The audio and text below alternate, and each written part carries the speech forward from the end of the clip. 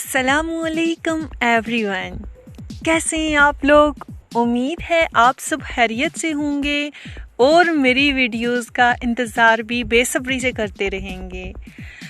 अच्छा, आज की वीडियो हमारी मैनेजमेंट की लास्ट वीडियो है। इस वीडियो के अंदर हम लोग टॉप 100 MCQs डिस्कस करने जा रहे हैं और अभी तक अपनी सीरीज़ के जितने भी MCQs हमने डिस्कस किए हैं ये वर्ल्ड टाइम एकेडमी की तरफ से एक जो बुक है बिज़नेस एडमिनिस्ट्रेशन की, वहाँ से डिस्कस किए गए हैं। अब आप सबको तो पता ही है कि जो वर्ल्ड टाइम्स है वो हमारे पास जो है तो CSS, PMS और जितने भी टेस्ट हैं उनकी प्रेपरेशन के लिए एक बेस्ट एकेडमी मानी जाती है। तो आज की वीडियो के अंदर हम लोग मैनेजमेंट के लास्ट 100 MCQs को डिस्कस करेंगे और फिर उसके बाद हम लोग आहिस्ता आहिस्ता HRM फाइनेंस की तरफ जाएंगे। चलते हैं आज की वीडियो की तरफ। अच्छा, हमारे पास 111 जो MCQs है इसके अंदर ये कहा जा रहा है कि हम लोग जो है इन्वायरमेंटल एनालिसिस के अंदर एक्सटर्नल और इंटरनल इन्वायरमेंट को डिस्कस करते हैं। नेक्स्ट में कहते हैं कि कैनेडियन वर्कफोर्स के अंदर क्या चीज़ नहीं पाई जाती, तो वहाँ एजुकेशनल लेवल के अंदर डिक्रीज़ नहीं पाया जाता बल्कि उसको इंक्रीज़ किया जा रहा है। देन थर्ड हमारे पास MCQs आ रहा है कि जो इकोनॉमिक रीजन है वर्ल्ड के टॉप 3 उनमें से कौन सा नहीं आता, तो हमारे पास साउथ अमेरिका जो है तो इम्पॉर्टेंट रीजन्स में नहीं आता है। ठीक, नेक्स्ट हमारे पास जो है तो आ रहा है कि हमारे पास जो है तो इसमें हम लोग देखते हैं कि इथिक्स के अंदर हम लोग स्टैंडर्ड को कंडक्ट कर रहे होते हैं जिसमें हम अंदर ट्रू, फेयर एंड जस्ट चीज़ों को डिस्कस करते हैं। सोशल रिस्पॉन्सिवनेस की बात करते हैं तो सोशल रिस्पॉन्सिवनेस के अंदर हम लोग कैपेसिटी को देखते हैं सोसाइटी की, और ऑर्गेनाइजेशन के अंदर जितनी भी चीज़ें इन्वॉल्व हैं इन सब चीज़ों को डिस्कस किया जाता है।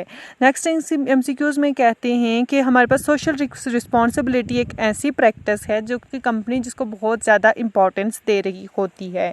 देन हमारे पास MCQs आ रहा है कि मिल्टन फ्राइडमैन जो है उसके कौन सा इनमें से व्यू नहीं था, तो वो मतलब इन्वायरमेंट को लेके मिल्टन फ्राइडमैन में कोई बात नहीं की थी।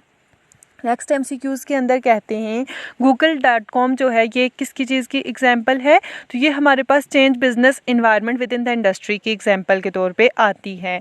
नेक्स्ट हमारे पास आते हैं कि जो रिसोर्स बेस्ड पर्सपेक्टिव है उसके अंदर क्या होता है, उसके अंदर हमारे पास जो यूनिक फर्म के रिसोर्सेज हैं उनके स्टार्टिंग पॉइंट को डिस्कस किया जाता है कि कैसे सक्सेसफुल स्ट्रेटजीज़ को डिवेलप किया जाए।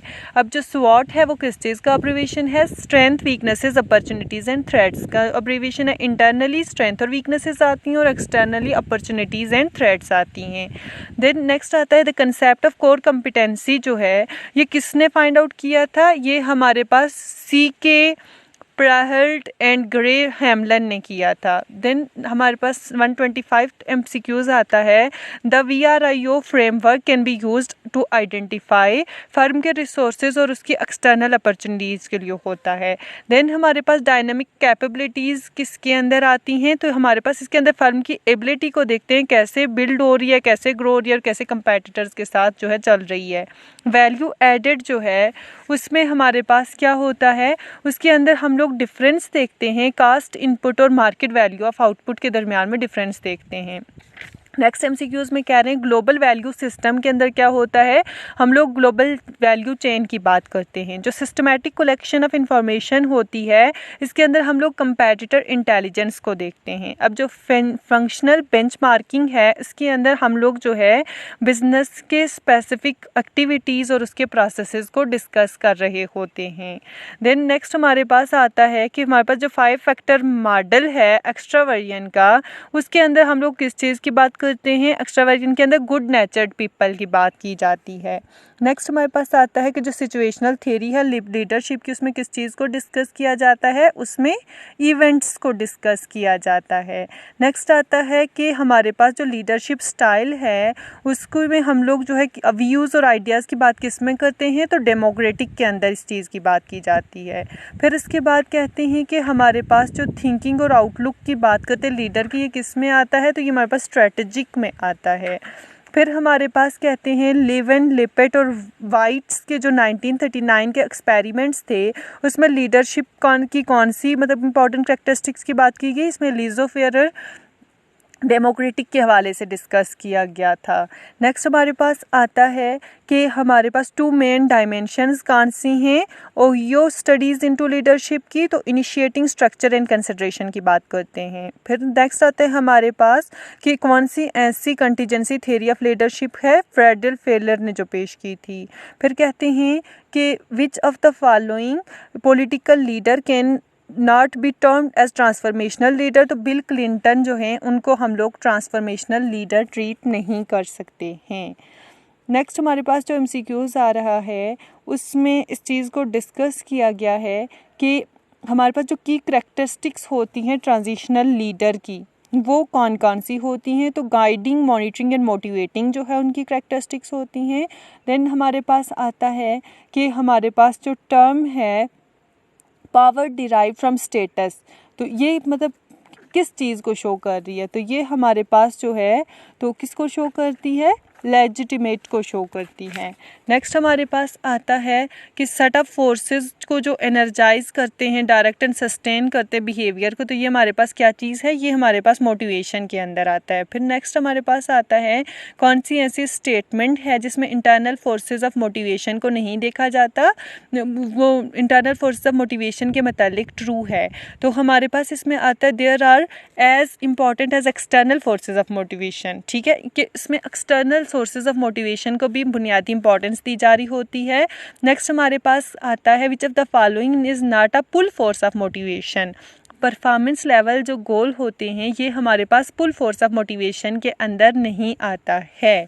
नेक्स्ट हमारे पास जो है तो वो कह रहा है कि जो इंटरनल मोटिवेशनल फोर्सेस हैं उसमें किस चीज़ की बात नहीं की जाती, कौन सी इसमें से इंटरनल फोर्स ऑफ मोटिवेशन नहीं है, तो हमारे पास जो परफॉर्मेंस लेवल गोल्स हैं और जो फीडबैक है वो इसके अंदर नहीं आता है। करैक्टरिस्टिक्स हमारे पास of job in consideration dash forces which focus on dash, तो एक्सटर्नल और पुल, ठीक, जो किसके ऊपर इफ़ेक्ट कर रही होती हैं, उसके ऊपर उसकी वर्क सेटिंग पे इफ़ेक्ट कर रही होती हैं। इसके बाद हमारे पास नेक्स्ट जो आता है उसके अंदर कहता है कि which of the following is not a push force of motivation, the amount and timing of feedback, ये पुश फोर्स में नहीं आता है। फिर इसके बाद कहते हैं करैक्टरिस्टिक्स ऑफ बिजनेस इन्वायरमेंट जो हैं वो वर्कफोर्स के अंदर डिस्कस नहीं की जाती हैं। नेक्स्ट हमारे पास जो आ रहा है 149, इसमें कह रहे हैं कि हमारे पास हायरार्की ऑफ नीड थ्योरी किसकी है, किसने पेश किया है, Maslow's hierarchy of need theory जो है उसकी बात कर रहे हैं कि वो कब पेश हुई और किसने पेश की, ठीक। अब नेक्स्ट हमारे पास जो है तो वो कहते हैं विच of the following is not a content theory, तो एक्सपेक्टेंसी थ्योरी जो है वो हमारे पास कंटेंट थ्योरी में नहीं आती है। नेक्स्ट हमारे पास कहते हैं जो setup after work clubs, soft ball team, ये सारी जो चीज़ें हैं ये स्मॉल फैक्ट्री विशेज़ के अंदर आती हैं। फिर मैस्लो की जो हायरार्की ऑफ नीड थ्योरी है उसके अंदर हमारे पास सब चीज़ें आती हैं एक्सेप्ट रिलेटेडनेस, ओके।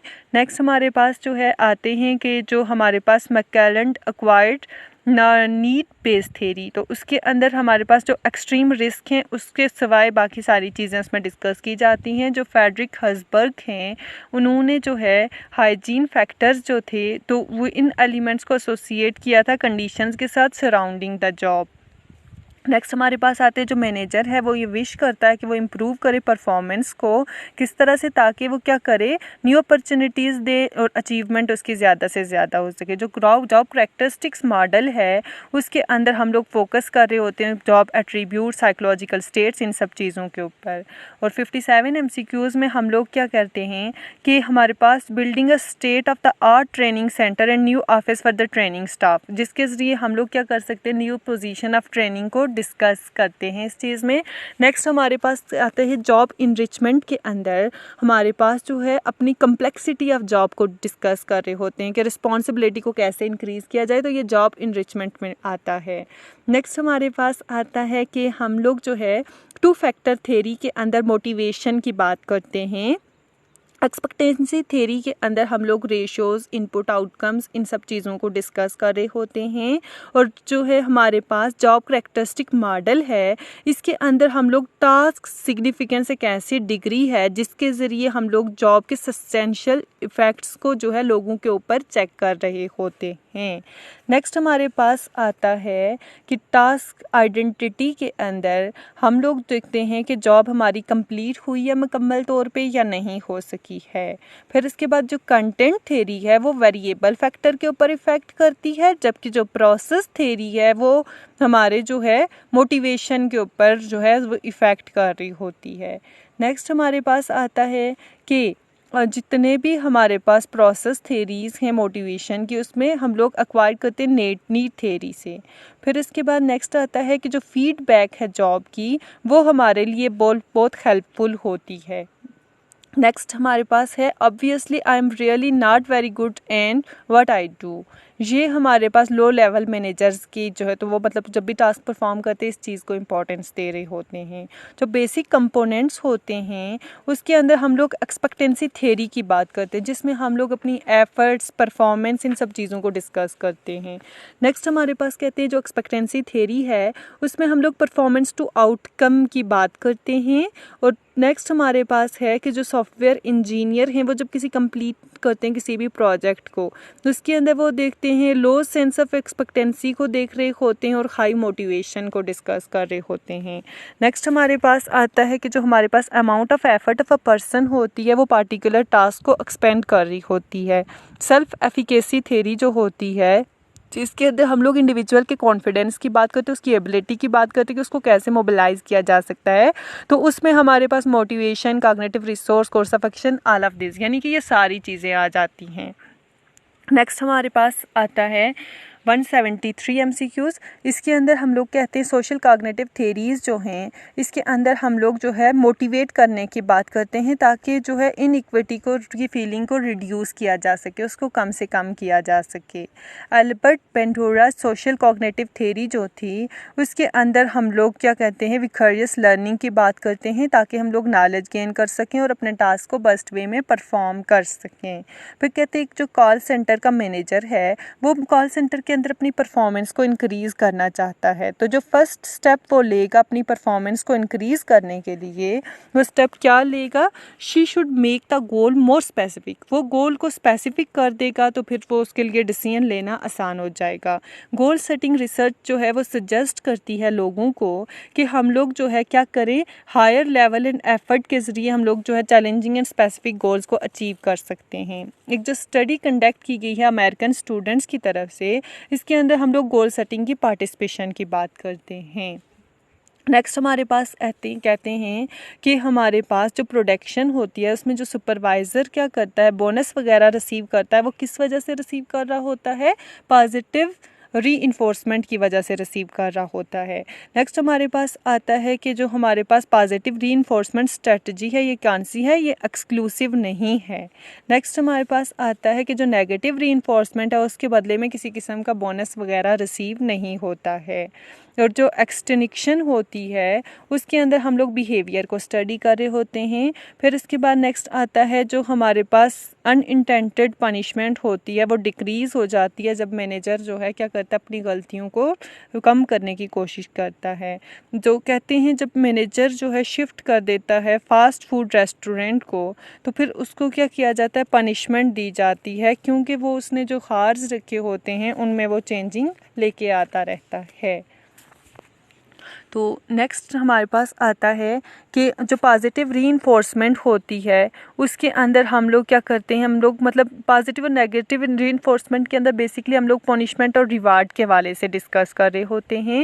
और जो हमारी डिज़ायर्ड परफॉर्मेंस है वो हमारे पास जो है जनरल टर्म्स में तभी पूरी हो सकती है जब हम लोगों ने एक जो है तो बाकायदा से गोल सेट किया होता है।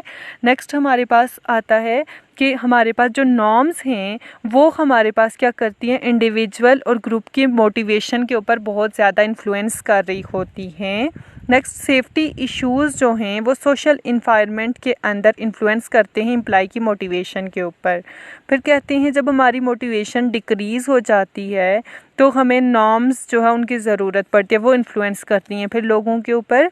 और फिर कहते हैं कि जो expectancy theory framework of motivation था उसमें रिवार्ड सिस्टम को कहाँ पे सबसे पहले किधर के वर्कर्स के लिए करवाया गया, अमेरिकन वर्कर्स के लिए इंट्रोड्यूस करवाया गया। स्कॉलरी रिसर्च जो है उसके अंदर वर्क सर्टेनिटी को डिस्कस किया जाता है। फिर नेक्स्ट हमारे पास आता है कि कौन से थियरिस्ट थे जो कि हॉथरॉन इफेक्ट के साथ जो है तो अफेक्ट हो रही, मतलब उनके साथ ताल्लुक है मायो। और टेलर जो थे उन्होंने साइंटिफिक मैनेजमेंट थ्योरी पेश की थी। और रोम की जो एक्सपेक्टेंसी थ्योरी है वो बहुत ज़्यादा फेमस हुई है। और साइंटिफिक मैनेजमेंट थ्योरी के अंदर हम लोग जो इंसेंटिव्स देते हैं अपने वर्कर्स को ताकि वो अपनी परफॉर्मेंस को मज़ीद बेहतर कर सकें। नेक्स्ट हमारे पास आता है कि हमारे पास कौन सा ऐसा आर्डर है जिसके अंदर हम लोग highest to lowest hierarchy of need या सेल्फ एक्चुअलाइजेशन तो की बात करते, तो ये सेल्फ एक्चुअलाइजेशन हमारे पास सबसे हायर आर्डर है। इधर से हम लोग लो की तरफ जाते हैं। सेल्फ एक्चुअलाइजेशन के इसको कैसे डिफ़ाइन किया जा सकता है? A sense of self fulfilment के तौर पे इसको डिफ़ाइन कर सकते हैं। जो हर्ज़बर्ग 2 फैक्टर थ्योरी थी इसके अंदर हमारे पास मोटिवेटर जो है वो किस चीज़ को फॉलो करते हैं? रिकग्निशन को फॉलो करते हैं। जॉब इनरिचमेंट को किसने डिफ़ाइन किया था? कैसे बस डिफ़ाइन किया जा सकता है कि हम लोग अपने एम्प्लॉइज़ के वर्क को ऐसे ऑर्गेनाइज़ करें कि वो अपनी एबिलिटीज़ के मुताबिक काम को पूरा कर सकें। नेक्स्ट हमारे पास आता है जो जॉब इनलार्जमेंट है उसको कैसे बस डिफ़ाइन किया जा सकता है? इसमें हम लोग स्कोप ऑफ जॉब को ब्रॉडन करते हैं और टास्क जो भी करने होते हैं उनके इंक्रीज़ करने की कोशिश करते हैं। नेक्स्ट हमारे पास आता है कि हमारे पास जो हार्ली वेजेस रेट होते हैं तो उसमें क्या हो जाता है कि हमारे पास इनकरेज कर दिया जाता है ग्रेटर एफर्ट को ताकि हम लोग अपना वर्क जो है उसको तेज़ी से पूरा कर सकें।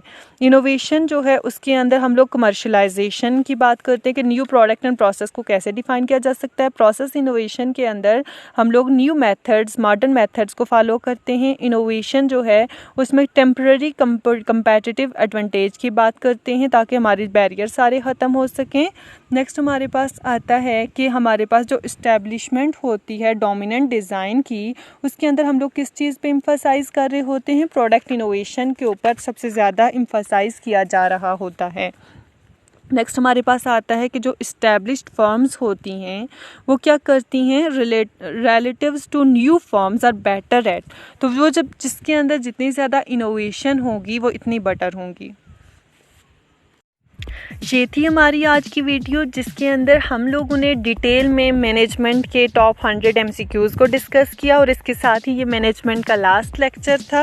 अपकमिंग वीडियोस में हम लोग जो है HRM से मुतालिक वीडियोस बनाएंगे ताकि अभी जो रिसेंटली गेट सब्जेक्ट होने वाला है बिज़नेस एडमिनिस्ट्रेशन या मैनेजमेंट साइंसेस का उसके लिए भी आपके लिए ये वीडियो बहुत हेल्पफुल होगी। उससे हट के भी बिज़नेस एडमिनिस्ट्रेशन की तैयारी में ये बहुत हेल्प करेगी।